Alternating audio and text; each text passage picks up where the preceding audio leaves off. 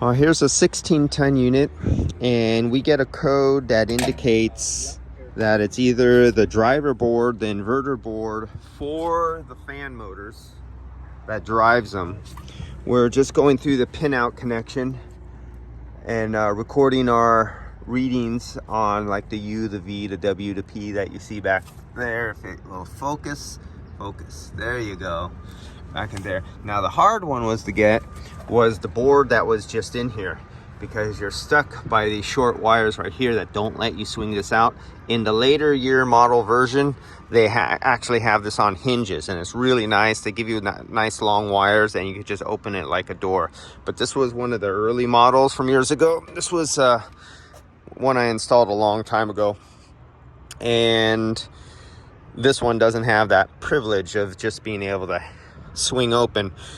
So what I had to do is take off the hold down screws for this front panel and swing it out as much as we can, stretching these and pulling it up with as much that this slack would give us down here, and really difficultly get my probes up to a panel that is so little room that literally almost the back of my probes were hitting the back of this panel, and I was back pinning right into some pins right on the back where the open exposed metal. Wasn't easy, but we got our 15 volts like it said we should be. We're actually 14.89, good enough for government work, and we need to diagnose from there, keep following the trouble tree and see if we're getting an inverter board or not.